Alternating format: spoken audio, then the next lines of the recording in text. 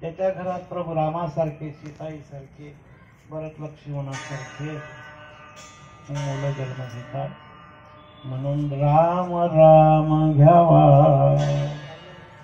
हे जीवांनो, सत्य, मृत्यू हा सत्य आहे. आम्ही जातो आपल्या गावा, पण आमचा राम राम.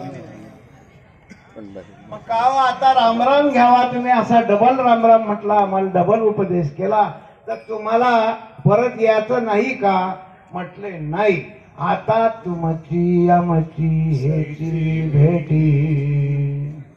दुसऱ्या चरणात संत तुकाराम महाराज उपदेश करता, तुमची आमची हेची भेटी, येथोनिया जन्म तुझी. तुकाराम महाराज म्हणतात, जीवा आता त्या जीवाची आपली भेट होणे नाही. आता नाही बने. हा 13वा दिवस झाला. आता कसं तुमची आमची हेची भेटी आणि येथोनिया जन्म तुटी.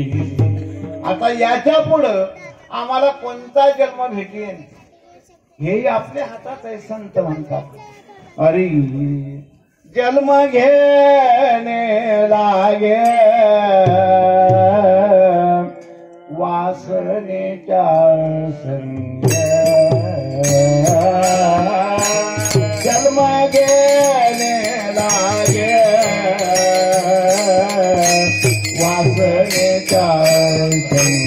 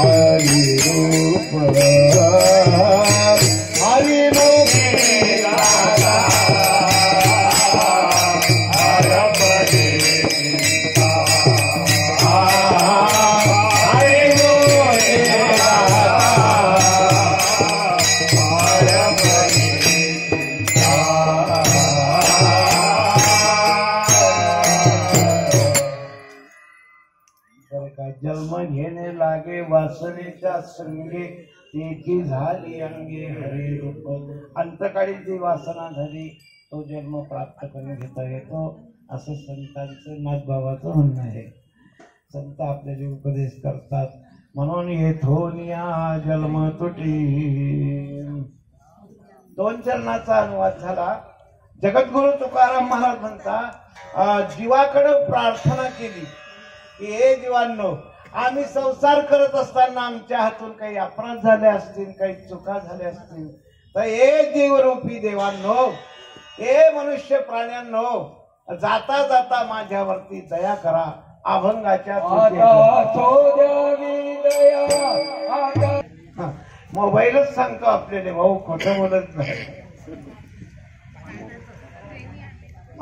तुम्ही असू द्या दया, आता असो द्यावी दया, तुमच्या लागत असे पाया. कारण हा जीव अपराधी आहे. तुकाराम महाराज म्हणतात, भक्ती वाचनी मुक्तीची मज जडली रे व्याधी. विठ्ठला मीच खरा अपराधी.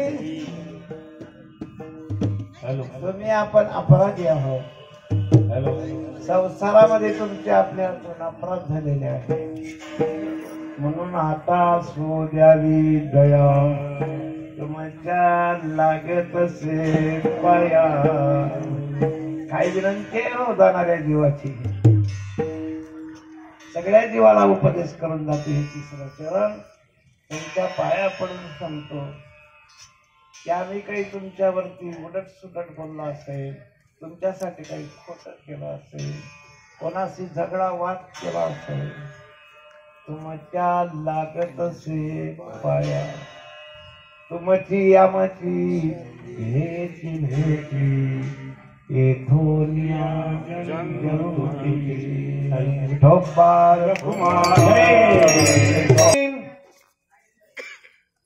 आता चौथ्या चरणातला उपदेश पहा संतांचा.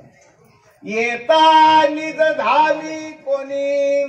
निज म्हणजे शिकेल लोक आहे, सांगा बरं. निज हा मराठी शब्द आहे. मला माहित आहे की सगळे जीव इंग्रजीत पास आहेत, मराठीत नापास.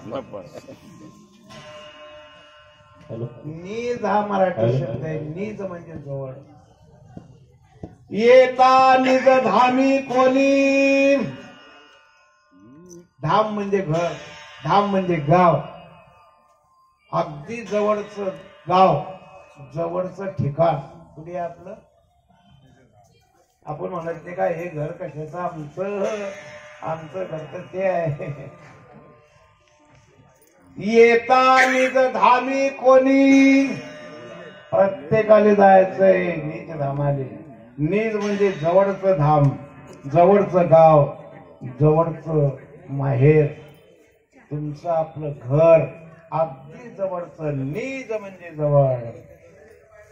येता निज धामी कोणी.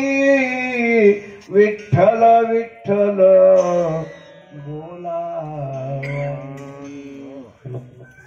चौथ्या चरणाचा हा अनुवाद आहे, संतांनी आपल्या पुढे मांडलेला आहे.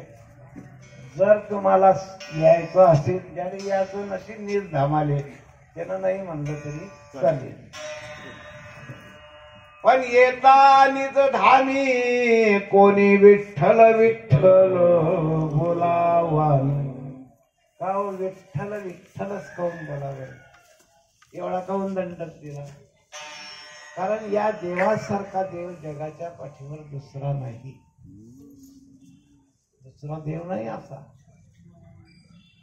कारण कसा आहे, विटेवरी ज्याचे पाऊले समान, तोची एक दान शूर दाता.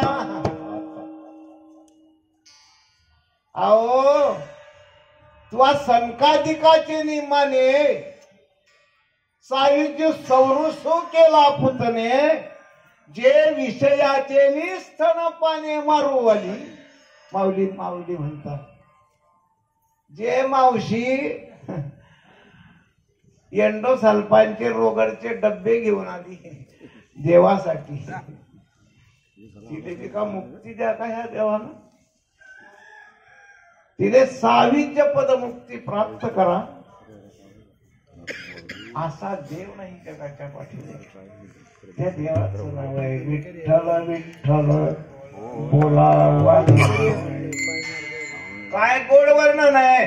समचरण द्रष्टी विठेवरी साधी.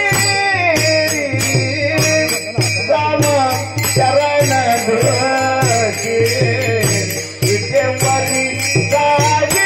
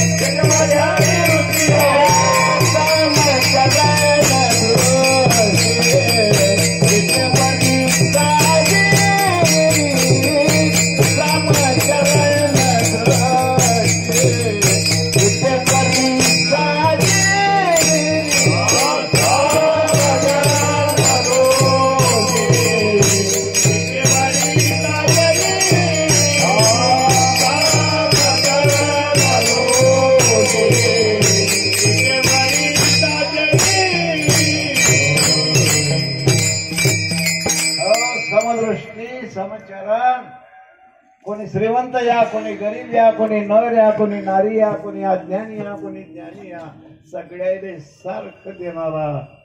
म्हणून विठ्ठल विठ्ठल बोलावानी. माऊलीनं काय गोड वर्णन केलं. तो हा विठोबा निधान त्याचे ब्रह्माधिका ध्यान पाऊले समान विटेवरी शोभती तो हा विठोबा निधान